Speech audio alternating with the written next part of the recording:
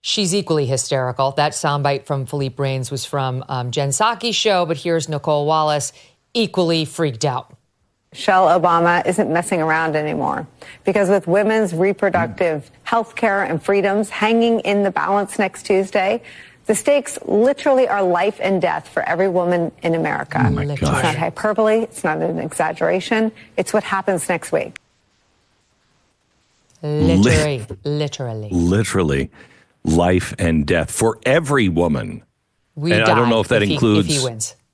Trans women as well. I mean, that is... Yeah, trans women are women, Glenn. That's it. That's the tweet. Oh, yeah, no, I know that. I was just saying, for the dumb hicks out there that just hate. This is... if you look at what they have been doing already, because this started with, are they going to shut down our voices because Donald Trump, they say, is a Nazi and he's going to imprison people? In fact, Whoopi said, I think it was yesterday, that she was going to that Donald Trump would break up interracial marriages. This is mental illness. But if you look at what Kamala is saying, you see what the Biden administration has done. They've already silenced people by putting you behind a digital wall, a digital ghetto. They already are silencing people's voices through algorithms. It's not a leap to think if the government is the arbiter of all truth, which is so incredibly dangerous, if they're the arbiter of all truth, anything that they disagree with has to go away, especially in an emergency situation. I talk about this in propaganda wars. They are already doing this. The Five Eyes, which is the spy agency of our five biggest allies, the Five Eyes, we already share information about our own citizens. So England is spying on our citizens and giving us the information. We're spying on their citizens and giving them the information.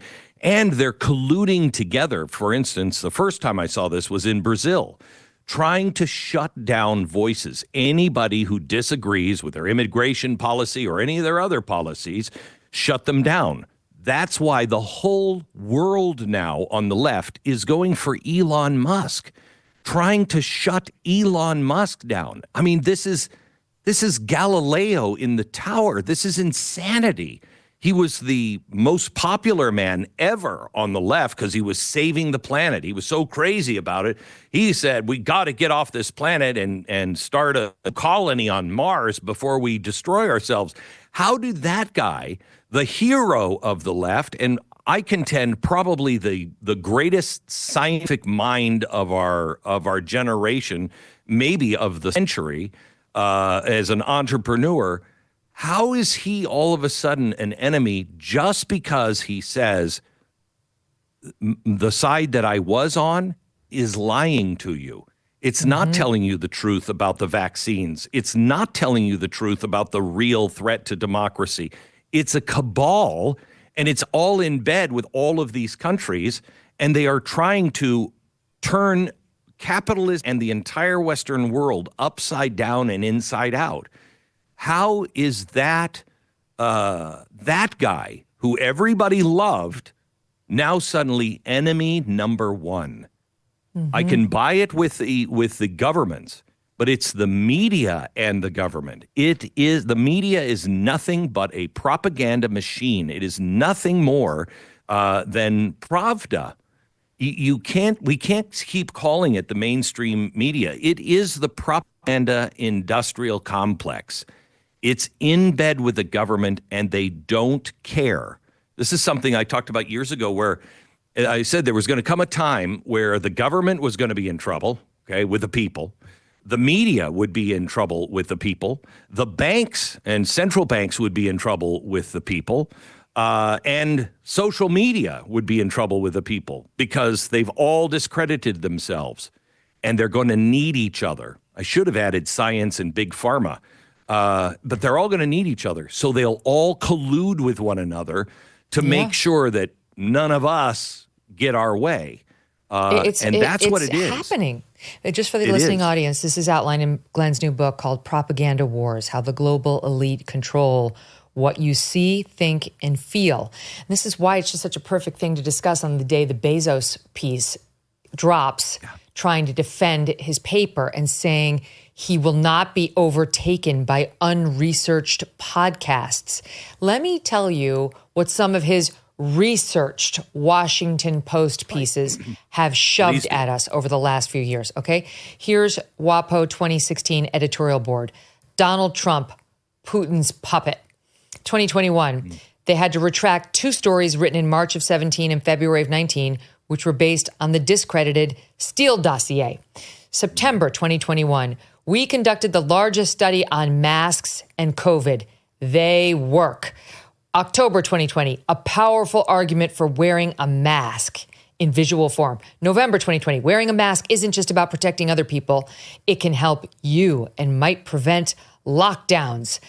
There was another one from March of 2021 saying that the Pfizer and Moderna vaccines being deployed right now are robustly effective in preventing infection with the COVID vaccine virus. That's his researched paper that he's trying to protect from those of us in the disinformation, unresearched podcast space. I know that's not true. I know the number of staffers you guys have at The Blaze. I've got the best producers in the business working on this show, which is why we are supremely factual, Jeff. Yes. Sorry, but that's just not going to fly. Everything that they have said from ESG, the World Economic Forum, everything that starts out as a conspiracy theory, they say it's a conspiracy theory. They run with that for a while, and they're like, okay, well, it's true, but it's not that. Okay, well, we are doing it, but it's not as bad, to, yeah, it's good that we're doing it. I mean, it's the same pattern over and over and over again. You can only do that so long. And that's why they have to collude with one another and bring the entire team to the field. It's a machine, and they have to bring the entire machine and bring it online. They've really completed it. The only thing they haven't done yet, and they will if they win this next election, is turn that machine on full blast. When that machine is really cranking, our voices either go away or we are so hard to find that we can't make any kind of impact. That's the digital ghetto. Well, did you see today, Glenn, did you see the Ben Shapiro and Tucker tweets that were posted showing that the New York Times is doing a deep dive on their alleged disinformation on YouTube about the election in particular? And it feels and smells very much like an attempt by the New York Times, by its own statement, relying on Media Matters, a hate group against conservatives, to try to get certain voices silenced either before this election next week or right after, just in case there are contests by the GOP side. This is just, it smells bad. It's too coincidental. So there have been meetings with the World Economic Forum and leaders all over the world about what to do in emergency situations. Let's say you have a banking collapse, that there's a huge 2008 event that happens, or there's a war that happens, or there's great civil unrest, maybe because an election goes horribly. In their own documents, it said voices that disagree with the banks or governments or the United Nations or the World Economic Forum must be silenced in their own countries, as they will only add to the instability. So that means they're already planning. This isn't Donald Trump. This is the left. This is the system that the left is embracing. Why do you think they hate Donald Trump so much? It is because of America first. And what that means is we're not going to do what the rest of the world is doing because they tell us to. We're going to do what's right for America. And what's right for America may not be right for France, maybe not be right for Germany, but we're different. We have the first, second, all the way up. We have all these amendments to our Constitution that you guys over in Europe don't have. And we're going to live by those rules. That's why he must be stopped. They have worked for this moment for 50 years, maybe longer, all building to this moment where they have captured the machine, they've captured the education, they've captured the big business, they've captured the banks, they've captured the No, I get it. judiciary, I get it. everything. But like what's happening today is, and I know you've got the global perspective, but this is like happening right now. You and I could be on the receiving end of one of these letters at any moment. And I mean, I will say that the Tucker handled it absolutely perfectly. He gets this. It's a writer for the New York Times by the name of Nico Grant, a technology correspondent for the New York Times based in San Francisco. I'm shocked. He reached out to at least these two, saying, I want to give you an opportunity to comment for an upcoming article that takes a look at how political commentators have discussed the upcoming election on YouTube. And he says, we rely on an analysis conducted by researchers at Media Matters for America, truly a hate group. They've tried to take us all down. All they do is sit around and watch our shows, take clips out of context, and circulate these dishonest clips or bastardized clips to people like the New York Times. So this guy bites. New York Times, Nico Grant bites. And he says, Media Matters identified 286 YouTube videos between May and August that contained election misinformation, including narratives that have been debunked or are not supported with credible evidence.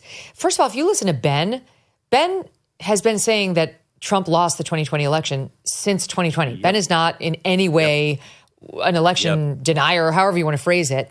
The example they use for Tucker is him saying all the sadness we've seen after the clearly stolen election, all these bad things happen, but people I know love each other more. So stolen could mean a number of things. I haven't heard Tucker. In fact, Tucker was one of the ones who debunked the Sidney Powell claims about actual stealing of votes. But the point is they're trying to threaten these guys and potentially get their YouTube shut down. Here's the Tucker response. He writes back to Nico Grant. So the New York Times is working with a left-wing hate group to silence critics of the Democratic Party. Please ask yourself why you are participating in it. This is why you got into journalism? It's shameful. I hope you're filled with guilt and self-loathing for sending me a text like this. Please quote me, Grant. Thank you for your prompt response. Would you like to address any of the points or questions above? Grant, you sound like AI. Tucker, would I like to participate in your attempt to censor me? No thanks, but I do hope you'll quote what I wrote above and also note that I told you to fuck off, which I am now doing. Thanks.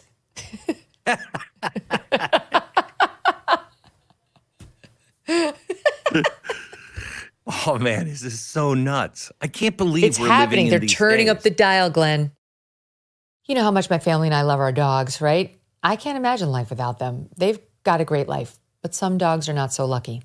This is why I'm so glad to tell you about Delta Rescue. This is the largest no-kill, care-for-life animal sanctuary in the world. They've rescued thousands of dogs, plus cats and horses too.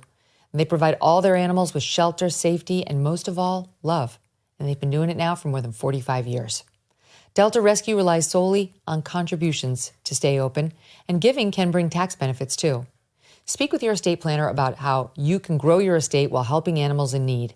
Check out the estate planning tab on their website to learn more. We love our Thunder and Strudwick, but would love for other dogs who need love and attention and a home to find them too. Visit deltarescue.org today to learn more. That's deltarescue.org. Thanks so much for watching. If you like what you just saw, hit the subscribe button for more clips and full episodes.